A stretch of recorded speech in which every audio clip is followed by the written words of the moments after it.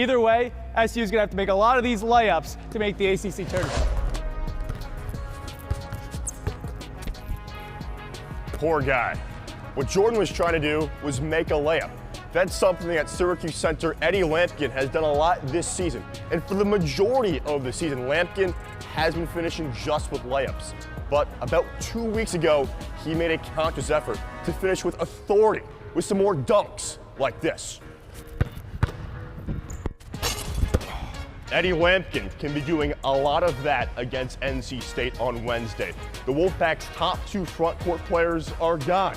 DJ Burns, the hero of that Cinderella story last year, he's playing overseas. And Mohamed Diarra, who averaged over 8 rebounds per game for NC State, he is gone as well. The only guy who, in theory, can match up with Lampkin down low is Ben Middlebrooks, but he's just 6'10", 240.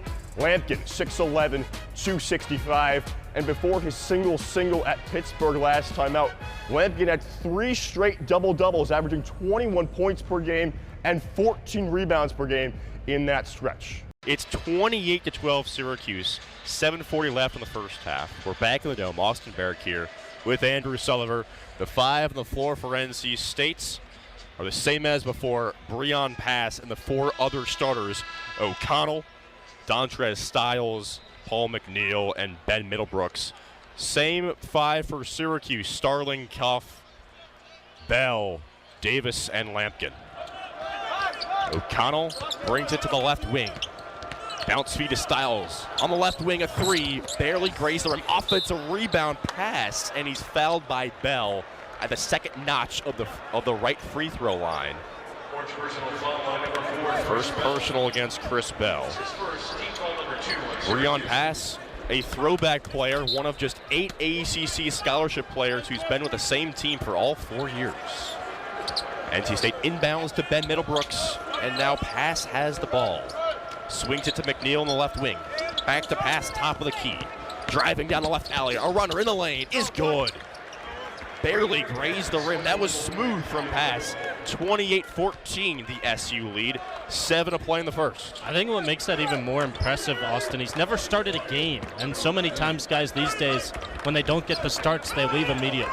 Bell, top of the key, swings it right wing to Starling. Use a Lampkin screen, top of the key. Keeps his dribble alive against O'Connell. 10 on the shot clock. Lampkin plays pitch and catch with Starling. He has it again. Starling dancing.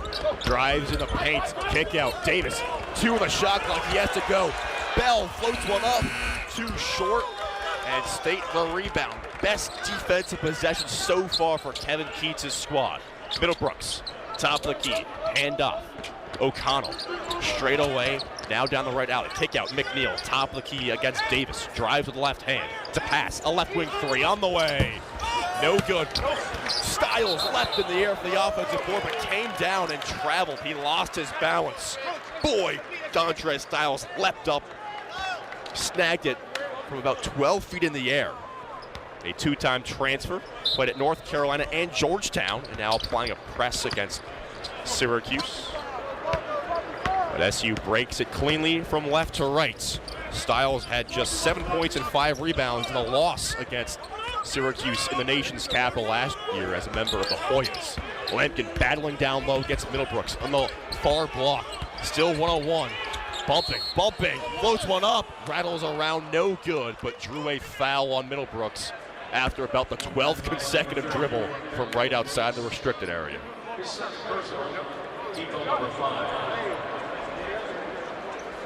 So first foul against Ben Middlebrooks. Rather make that the second. So Lampkin to try to add on to this 28-14 lead for Syracuse with 6 minutes to go in the first half. Lampkin, a 62% foul shooter. First one is left short.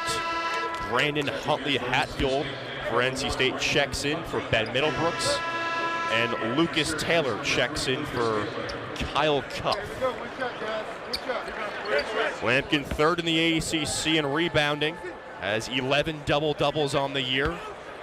4 points and 5 rebounds right now. The second shot is in. They got 5 points and 5 rebounds for the biggest. 29-14 the SU lead, under 6 to play in the first.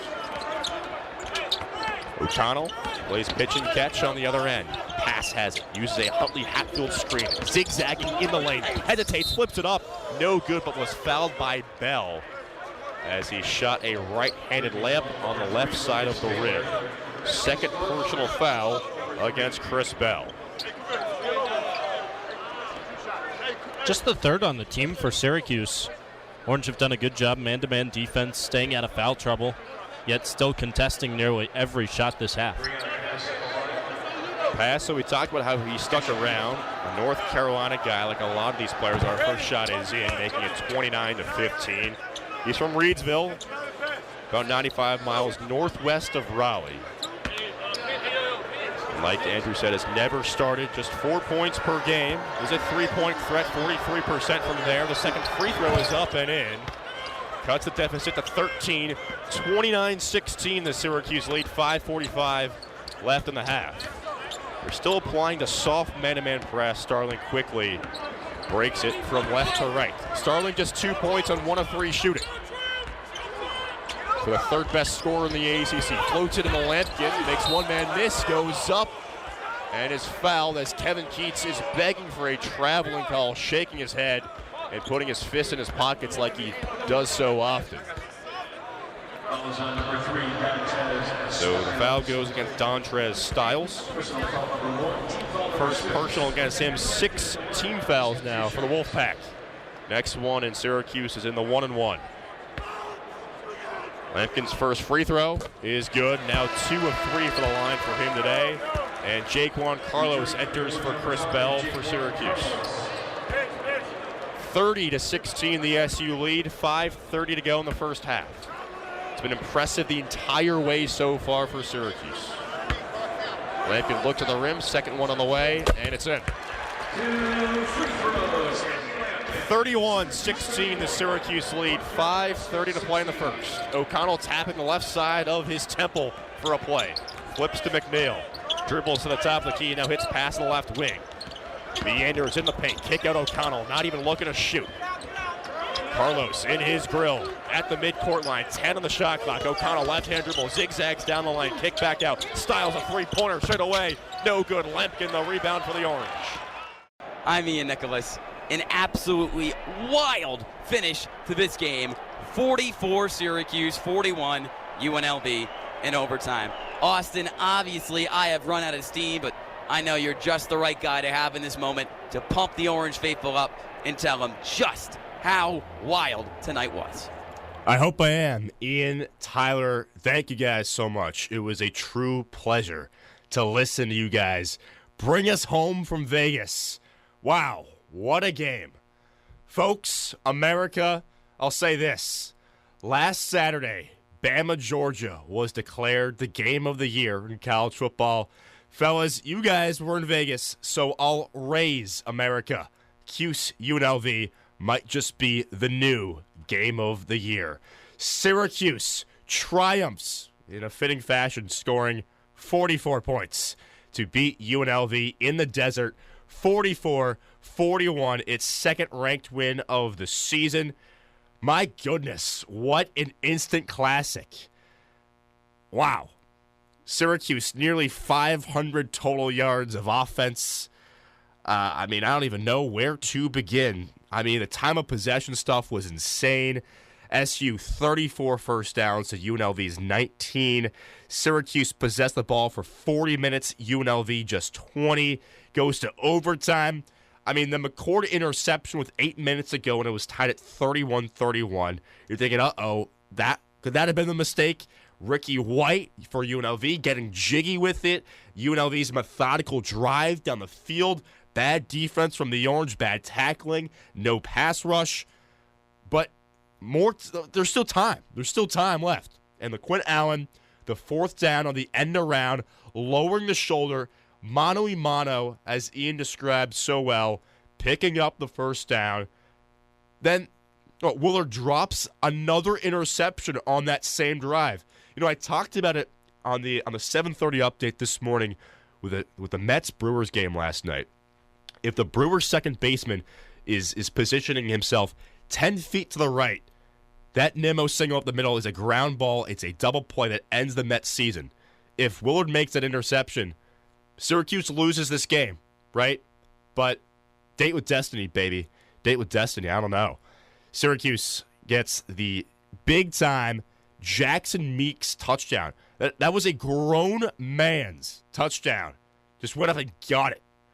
Toughness out of the Orange team.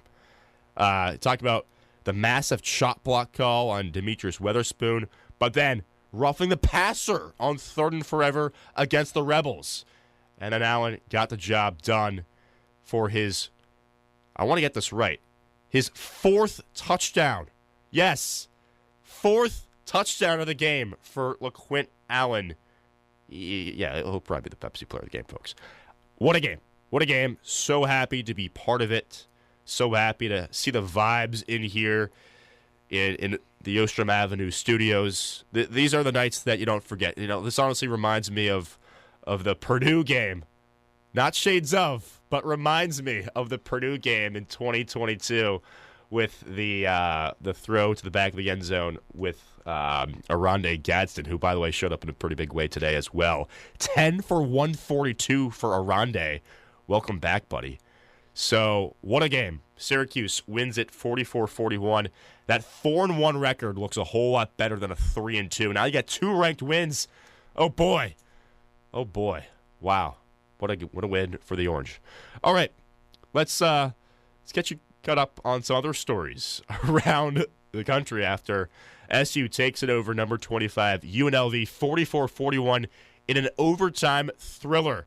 Before we hear how it happened, let's check in one last time with some scores from around the hill, around the nation. SU women's soccer, oh boy, SU women's ice hockey started its season off with a 4-0 home win over Stonehill. The Qs scored twice in the first 7 minutes en route to a shutout victory. The Orange and Skyhawks battle again tomorrow at 3. From the rink to the court, Syracuse volleyball fell in 3 sets to number 17 SMU. The Orange are still searching for their first conference win in 2 years. Their next chance comes on Sunday against number 1 Pitt. And rounding out today's action on the Hill, number 15 Syracuse field hockey beat number 16 Louisville 2-1. The Orange have taken 3 straight over the Cardinals. In Game 3 of the best-of-5 WNBA semifinals, the Aces defeated the Liberty 95-73, a blowout. Las Vegas had 5 players in double figures. Game 4 is set for Sunday. New York is ahead 2-1. Tough to defeat a champion, a back-to-back champion in the Las Vegas Aces. You know they're going to fight. Back to the gridiron. 6th-ranked Oregon bested Michigan State 31-10. Ducks running back Jordan James notched nearly 170 yards on the ground plus a touchdown. Oregon, by the way, hosts Ohio State next weekend, perhaps the headliner of an awesome slate of October 12th games. Over the Big 12, Houston took care of TCU 30-19. Quarterback Zion Chris found the end zone twice in his first start with Houston. Down south, Jacksonville State dominated Kennesaw State 63-24. You didn't think you were going to hear Jacksonville State beating up on Kennesaw State in the wee hours of the morning here on the East Coast, did you? The Gamecocks had over 380 rushing yards and 8 scores on the ground. Tomorrow's college football action kicks off at noon with an ACC clash between number 22 Louisville and SMU. The Mustangs picked up their first conference win last weekend over Florida State. All right, we're going to hit one quick break here as I organize radio replay. We'll be back for that and the Pepsi player of the game. Stick around, folks. You don't want to go away. An awesome Orange Overtime continues in just a few minutes. Last week at the George Bush Library in College Station, I read the following quote. Sometimes how we react to a problem or a defeat is as important as the defeat itself. That's where Ryan Day and the Buckeyes are at right now. How do they react to such a humiliating defeat? So with all this uncertainty, all these questions, I'll default to things that I know. I know that an Oregon versus Ohio State Rose Bowl would feed families. That matchup in Pasadena on New Year's Day makes all the sense in the world. I know that a freshman quarterback playing in Columbus could easily struggle, especially against a very good Ohio State defense. And I know that both of Tennessee's losses this year were on the road. So even though I don't love doing this, the Buckeyes covering the 7.5 is the pick. Let's toss $10 on that.